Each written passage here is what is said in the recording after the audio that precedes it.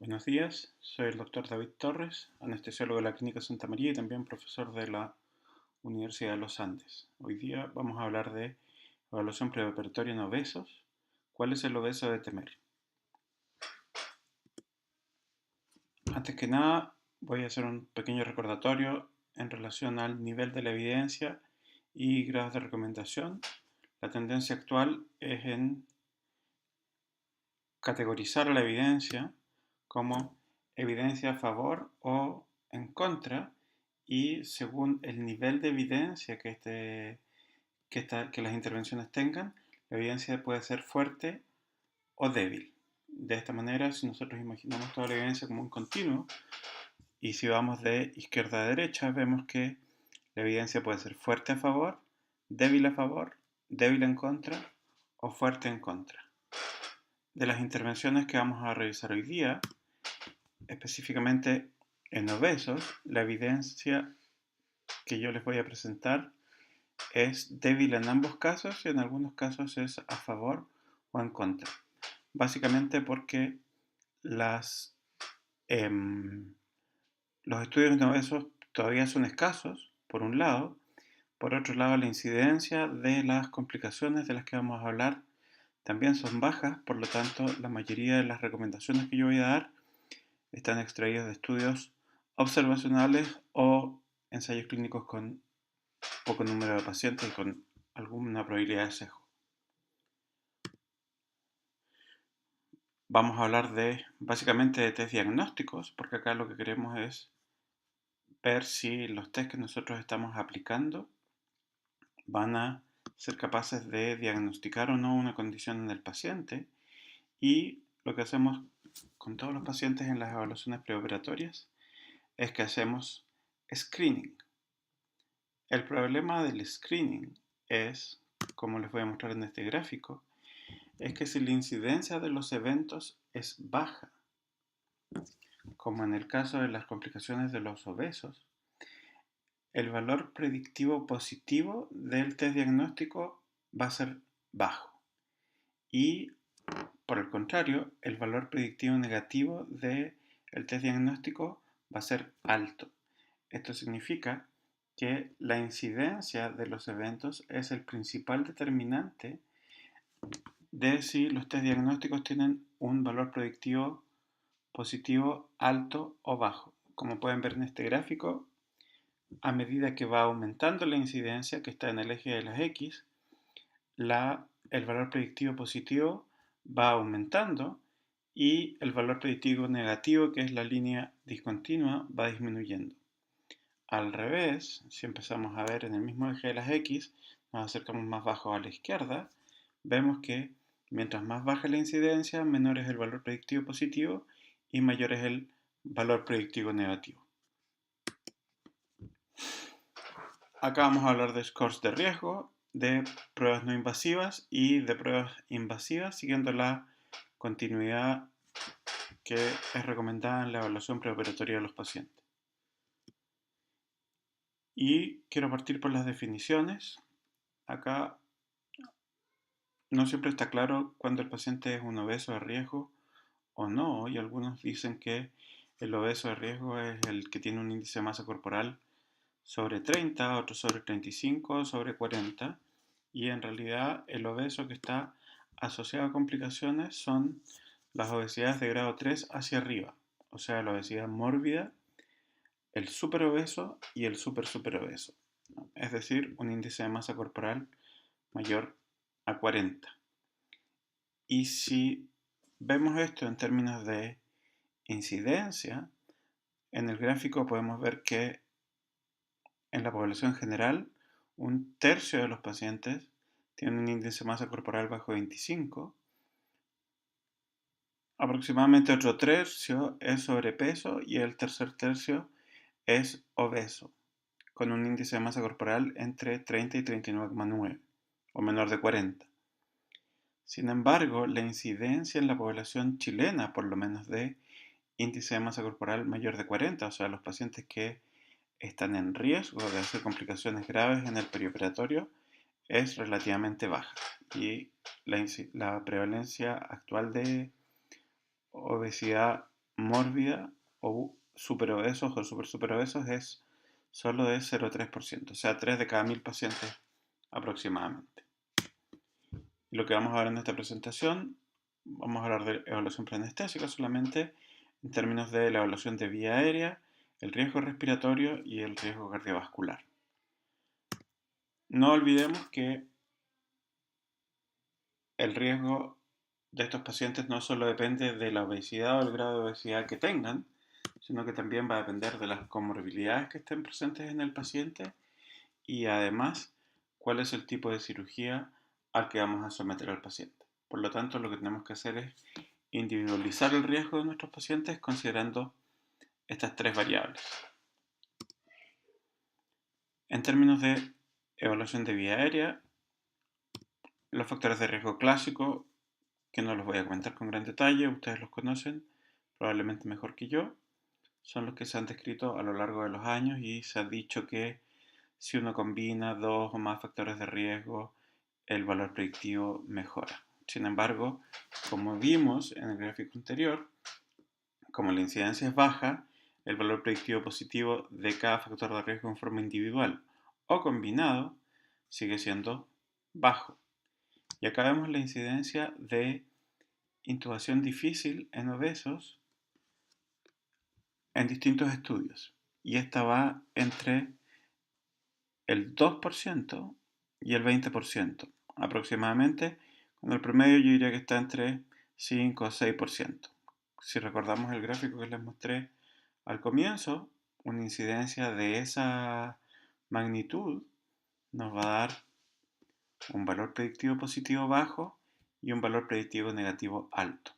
Esto es, aunque nuestras pruebas sirvan para evaluar, estén diciendo que el paciente tiene un alto riesgo de intubación difícil o de vía aérea difícil, la capacidad de predecir de ese test es mala.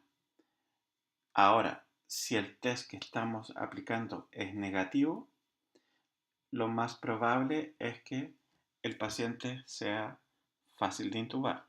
Sin embargo, la relación entre el paciente fácil de intubar y difícil de intubar y el test positivo y el test negativo, la verdad es que es muy mala. 2 segundos para eco de vía aérea y cuando ustedes tienen un paciente que puede que tenga no predictores de vía aérea difícil y que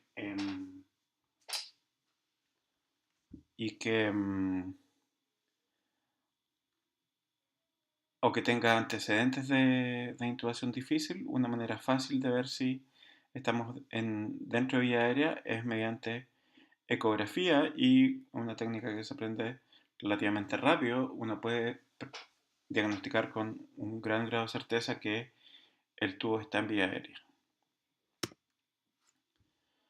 Ahora cuando hablamos de Sleep Disorder Breathing, lo que antes se llamaba apnea del sueño, y que ahora es la combinación entre la apnea obstructiva del sueño y el síndrome de obesidad hipoventilación.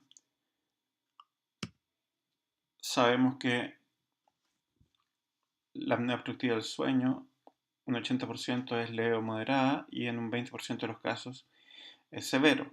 Ahora, ¿por qué es importante que sea severo? Porque está asociado a complicaciones como desaturación en el postoperatorio, insuficiencia respiratoria, ventilación mecánica postoperatoria, eventos cardiovasculares mayores y también ingreso a UCI.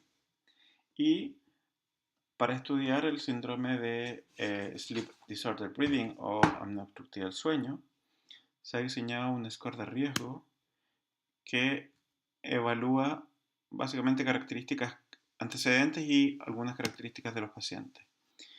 El test que se usa actualmente es el Stop Bank, donde Stop es una sigla donde la primera letra de la sigla está asociada a una condición del paciente en inglés, donde la S es de snore o ronquido, tiredness es de cansancio, la O de observed you stop breathing, o que alguien observó que uno está en apnea, y la P de blood pressure o de hipertensión. Y se agregó a esto la parte del BANC, que es la sigla de que incluye el índice de masa corporal o BMI de sus siglos en inglés, mayor de 35, edad, en este caso mayor de 50, la neck circumference o circunferencia cervical mayor de 40 centímetros y la G de género, y en este caso el riesgo es cuando el género es masculino. Este diagnóstico, este cuestionario tiene una sensibilidad de 95%, o sea, es bastante sensible, pero menos específico, con una especificidad que es del 40%. Y lo que se recomienda, o sea, los resultados del test en estudios poblacionales muestran que menos de 3 puntos, cada uno de las letras era un punto, menos de 3 puntos, la probabilidad de tener una apnea obstructiva del sueño es baja, mayor de 3 puntos, la probabilidad es alta, y cuando tienes mayor de 5 puntos, la probabilidad de tener un OSA severo o una apnea severa es bastante alta. Cuando uno tiene predictores no OSA severo, la recomendación internacional, por lo menos, es realizar una polisomnografía. Si la polisomnografía es positiva, la recomendación, algunos la hacen, otros no, y esta es bastante controversial, es el CPAP, y básicamente la controversia es por la adherencia que los pacientes tienen al CPAP. Sin embargo, en los pacientes que adhieren, lo que se ha visto es que el CPAP corrige el drive inspiratorio a las 2 semanas, que mejora la fracción de eyección en los pacientes con insuficiencia cardíaca en 3 semanas, que disminuye la presión arterial y frecuencia cardíaca aproximadamente al mes, que reduce el volumen de la lengua y aumenta el espacio faríngeo entre las 4 y las 6 semanas, y que reduce el riesgo cardiovascular en OSA severo aproximadamente a los 2 meses.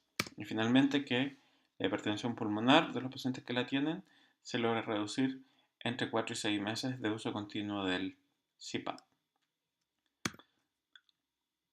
2 segundos para hablarles de outcome compuesto. Si ustedes vieron, el paciente con OSA severo está asociado a una serie de complicaciones. El problema es cuando vemos la complicación como outcome compuesto, y estos son los que nos describen son los siguientes: desaturación postoperatoria, atelectasia, insuficiencia respiratoria y ventilación mecánica postoperatoria.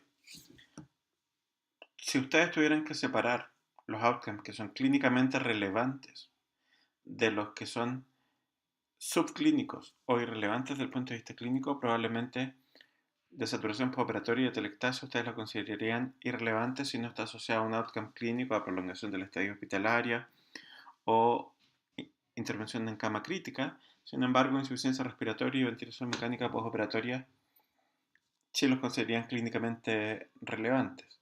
El problema es que cuando agrupamos los outcomes y los medimos como la sumatoria de cada uno, lo que estamos haciendo es artificialmente estamos aumentando el impacto de los outcomes que son clínicamente más relevantes, porque obviamente los outcomes subclínicos son los que predominan en términos de incidencia. Así que ojo cuando alguien lee un artículo y que vea outcomes compuestos,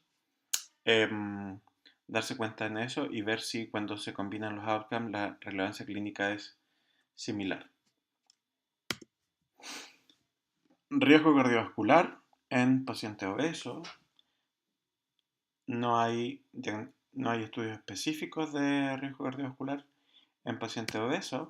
Los scores de riesgo siguen siendo los clásicos, que es el score de Lee y últimamente el score de ENSKIP, que considera muchas más variables para dar una estimación del riesgo cardiovascular de los pacientes. Y por otro lado están las pruebas no invasivas, que son el test de esfuerzo, el ecoestrés y finalmente la angiotac coronaria, que en este caso es invasiva.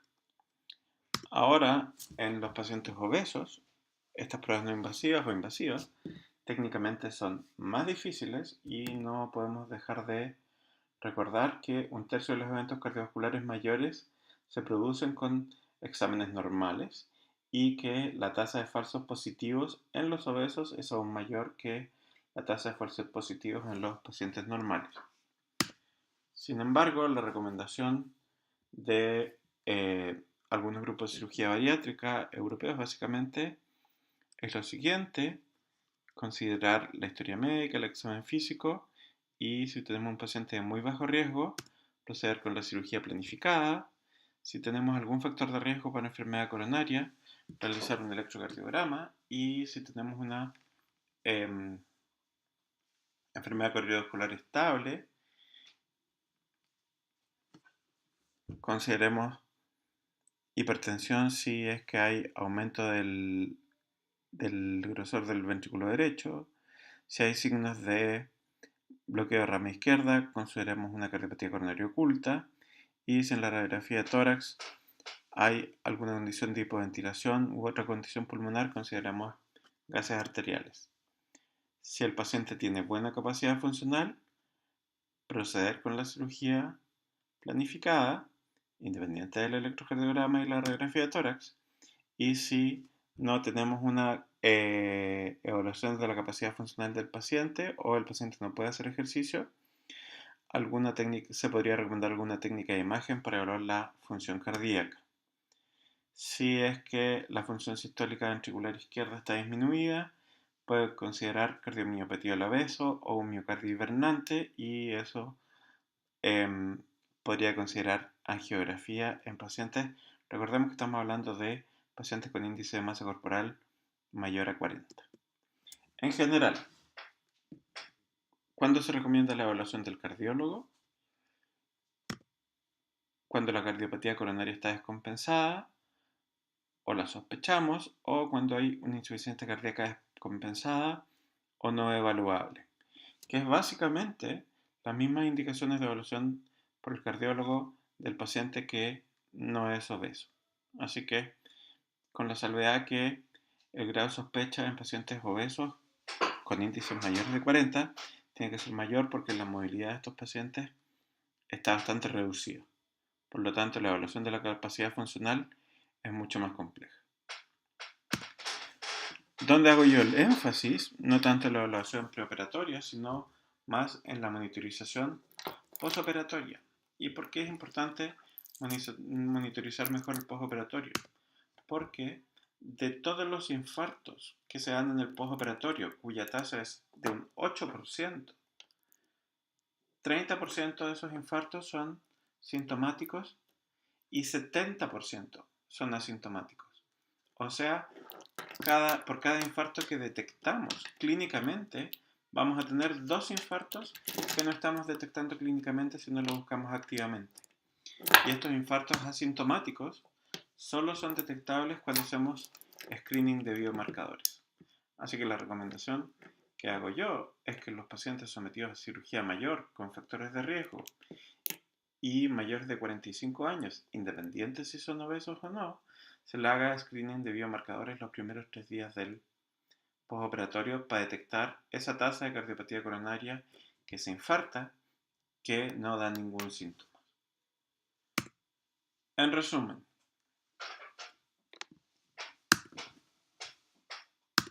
lo más importante es individualizar el riesgo.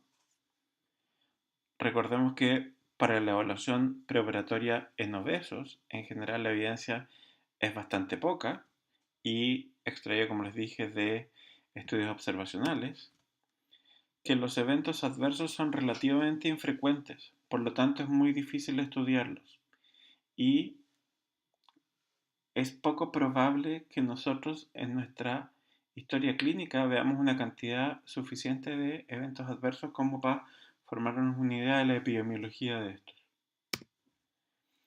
El screening en general, y esto para cualquier test diagnóstico que ustedes hagan, es poco útil y es mucho más recomendable y es más efectivo realizar una búsqueda activa de complicaciones postoperatorias antes de empezar a predecirlas en el preoperatorio. Muchas gracias.